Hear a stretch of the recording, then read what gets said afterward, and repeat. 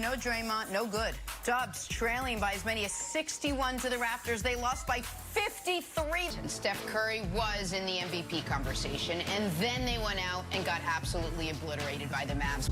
Did you know that out of the 31 losses the Warriors have this season, 11 of them have been determined by more than 20 points? That is a lot of blowouts. And I didn't even include the ones that were decided by 17, 18, or 19 points. The Warriors have arguably the best player in the world in Steph Curry, and one of the best defenders in the league in Draymond Green. So how can it be possible that in late April, and with the playoffs around the corner, that the Golden State Warriors are sitting in the 10th seed and are literally being saved by the new play-in tournament that the league recently introduced? Smash that like button, guys. Subscribe if you're new. Have a beer with me if you'd like. And let's dive right into this whole thing. So after watching practically every Warriors game this season, I've narrowed down the issues facing Dub Nation. It's not like everything is bad, though. Don't get me wrong.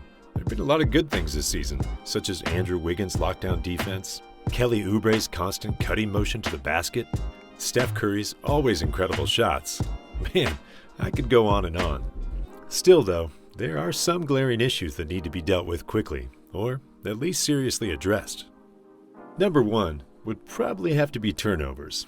The Warriors have currently the 5th highest amount of turnovers in the league, at 15.1.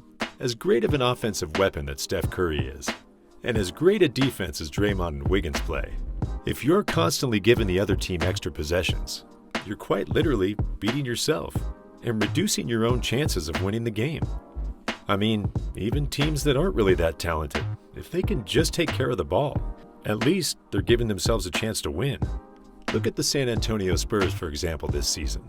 They're at the bottom third of the league for scoring, but because they do such a good job of preventing turnovers, at 11.5 turnovers per game, which is good enough to be second best in the league, they're giving themselves a fighting chance and are currently ahead of the Golden State Warriors in the season standings. No team can go far in the NBA by turning the ball over so many times per game. The Warriors definitely need to take better care of the ball. And he get it to the best free throw shooter in the world. Curry threw it away! And be much more focused when it comes to improving in this area. Next off after turnovers is, you guessed it, personal fouls. The Golden State Warriors foul way too much. They're third most in the entire league when it comes to this category, and average 21.4 personal fouls per game. When the Dubs foul too much, they give opposing teams way too many free points by getting into the bonus early. It also causes a lot of lineup issues, and this compounds even further if Steph or Draymond are getting into foul trouble. I mean, if Steph Curry gets into early foul trouble, the offense has a high chance of becoming stagnant. And if Draymond Green gets into early foul trouble, then that defense opens up considerably. I mean, look at the Charlotte Hornets, for example. Their scoring abilities are even worse than the San Antonio Spurs. But one of the reasons that they're sitting in the 8th seed in the Eastern Conference can be attributed to the fact that they're just fouling less. Personal fouls, just like turnovers, are just things that can make or break games. The thing about these two categories is, it's not a lack of talent causing these, but it is a lack of focus. Which leads me to my next point. Steve Kerr. Now I love me some Steve Kerr, so don't get me wrong. The man has 3 championships with MJ and the Bulls, 2 with the San Antonio Spurs, and then another 3 as a head coach of the Golden State Warriors. And he's a champion amongst champions.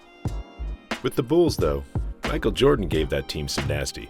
And I'm sure you all remember, he did punch Steve Kerr in the face. The Spurs, they had Tim Duncan, and I'm sure Coach Popovich was telling him to be more nasty behind closed doors. And then with the Warriors, well, they had such a nasty lineup with Curry, Green, Clay, and Kevin Durant that all they had to do back then was utter the words, "Destroy them." And the Dubs would win by like 30. Steve Kerr has a unique, laid-back approach that's worked miracles. But this season is different, and I feel like he just needs to take a page out of Greg Popovich's book and demand a bit more nasty from this team. I need a little bit more dose of nasty. The Warriors have been lacking that competitive edge and that focus for most parts of this season. Maybe it's because Clay's injured, and that's giving the players an excuse to lose. Or maybe it's because there are so many young players and rookies that that's giving them an excuse to lose. Andrew Wiggins needs to get more angry at someone and get a technical foul every once in a while. Kelly Oubre as well. He needs to just go off on someone, or perhaps even a ref, and just get that tee and bring out some fighting spirit. Draymond Green, on the other hand, needs to do the opposite and stop getting tees. All jokes aside, I feel that the Warriors need to bring out more of a fighting spirit to compete. And as the head coach, I feel that Steve Kerr should be able to influence that. The last issue, of course, is the lack of scoring when Steph Curry goes to the bench. I mean, in games that Curry hasn't played this season, the Warriors are 1-8. Let me repeat that, 1-8. And they've been outscored by a total of, hold on, 133 points. What? Wow, I need a beer. In the past, Klay Thompson was healthy, so they could count on his 20 points per night. And even when it came to the bench, there were players that could go out and get some easy buckets. Sean Livingston, for example, he was on the taller side for a guard at 6'7", and he had that sweet, close mid-range fadeaway, which was his bread and butter, and that shot, man, that was pure money. Speaking of mid-range shots that are just pure money, DeMar DeRozan, he's going to be an unrestricted free agent this up-and-coming offseason. Understandably, all eyes are going to be on Kawhi, but DeMar, man, he could be a real great pickup as well. Next off on the list of easy buck getters is JaVale McGee. JaVale, man, he was easily able to run down the floor and get those easy buckets at the rim.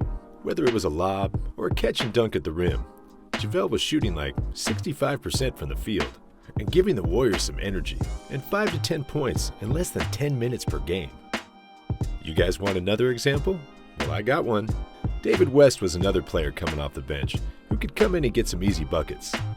West played about 10 minutes per game, scored over 50% from the field and almost 40% from beyond the arc, and gave you 5 to 10 very efficient points in his limited minutes.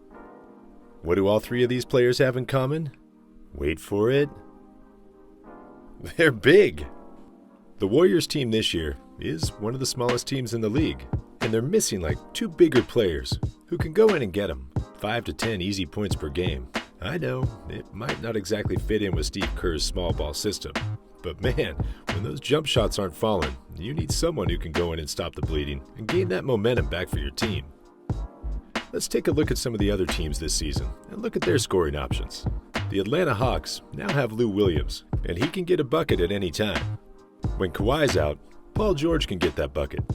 Chris Middleton and Drew Holiday can go get that bucket when Giannis is out. And when it comes to the Brooklyn Nets, Kyrie, Harden, and Durant. Now that is a power trio that can all go out for 50 in any given game. The Warriors, on the other hand, have Wiggins and Oubre, who both have the talent to get points, but they're just a bit inconsistent. And when it's just the bench on the floor, it's inconclusive as to who's going to be getting you those points. It could be Jordan Poole one day, it could be Bazemore, it could be Lee, or it could basically be no one. And sometimes Steph has to go off for 50 just to keep the team in the game. There's about 10 games left in the regular season, and it's not enough time for the Warriors to clean up everything. The good news is they don't have to. Despite their alarming issues, like I said, they are doing a lot of good things right now. They've won 7 games by over 20 points. They beat many of the top teams in the league: the Utah Jazz, the 76ers, the Milwaukee Bucks, the Lakers, the Clippers. So it's not like the Warriors are downright horrendous. They're actually pretty good if they just lock in and focus for 48 minutes per game. I mean, if they can just clean up their turnovers and personal fouls, it can literally be the difference between night and day for this Dubs team. In their next 10 games, 8 are against teams which the Warriors should honestly be beating. And in 2 of those games against the Suns and the Jazz, if those 2 teams rest their players, the Warriors should be winning those games as well. Despite that blowout loss to the Dallas Mavericks, which I'm going to act like didn't even happen, the Warriors are completely within striking distance of the 7th and 8th spot, and could also get that coveted 6th spot, but the Warriors are going to have to do what the Phoenix Suns did in their bubble run, and that is to play perfect. Alright guys, I think it's time for some beer pong. Thanks again for watching. See you next time. Peace.